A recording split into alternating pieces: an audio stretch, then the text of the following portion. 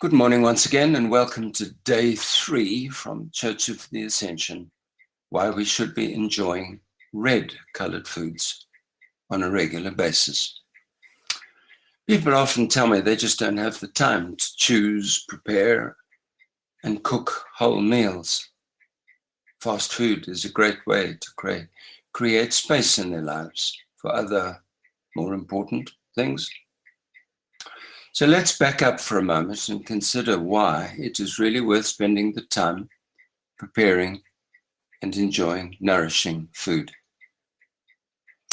Whether we like it or not, it's finally dawning on many people that we either take the time to care for God's word, or we are going to spend a great deal more coping with the devastating effects of global warming and climate change.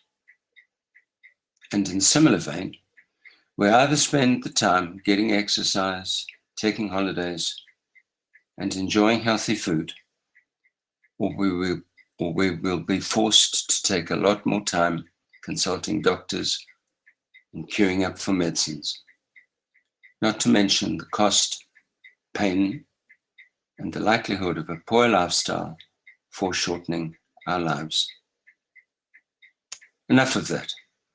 It's my philosophical justification for the amount of time we spend gardening, preparing, and cooking good food. Fresh fruit and veggies taste so much better in any case. So what's special about red foods like pomegranates and tomatoes and watermelon, to which we could add many more like peppers and radishes? We mentioned earlier that plants have many thousands of colored phytonutrients that researchers are now only just beginning to understand. Today we will talk about just two of them, lycopenes and capsaicin. Don't bother memorizing their names, but do try and remember a little about why scientists are calling them functional foods, those that promote health and help prevent disease. Researchers were determined to find out why Italians living in America were far less prone to prostate cancer. Eventually, they realized that it was because they ate so many tomatoes, raw and cooked. It is the most common life-threatening malignancy in men. These lycopenes are the nutrients that make tomatoes red. They are powerful antioxidants that mop up the free radicals that, unbeknown to us, below the radar, are causing such havoc with our cells. Prevention remains better than a cure, but even in those with prostate cancer, researchers have found that the PSA marker drops by 18% within a month after starting to eat dishes with cooked tomatoes daily. Extra fat helps with the absorption of these carotenoids, as they are known. Fry them with olive oil or coconut, and even butter perhaps.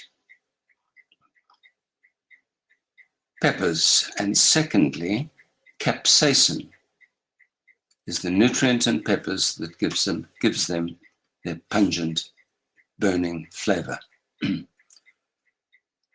Firstly, a little science for those who want to understand why we should all be enjoying peppers and chilies daily, even in small quantities.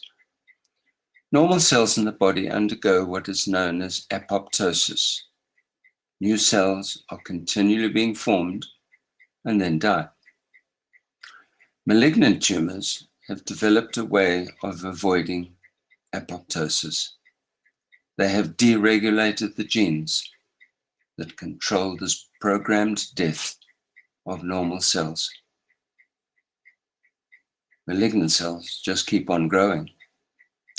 Since scientists have now discovered that the capsaicin in hot red peppers is able to induce this normal cell death called apoptosis again in cancerous prostate cells. And those in other organs too, no doubt. They have managed to circumnavigate this normal process of cell death. The point to be emphasized yet again is that there are literally thousands of these nutrients in colored foods. There's absolutely no point in fussing over whether we've consumed enough capsaicin or lycopene today. We would go mad. Instead, just try to eat as many colored foods as you possibly can every day. As Shakespeare remarked, the remedy oft in thyself doth lie.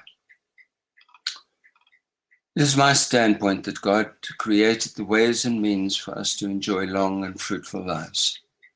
The so-called industrial diet today is deficient in many, even most, of these nutrients. They've been refined out.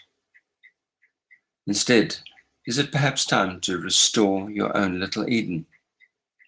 Researchers commenting in the Journal of Clinical Medicine have this to say: there is increasing evidence that exposure to plants and green space, and particularly to gardening, is beneficial to mental and physical health.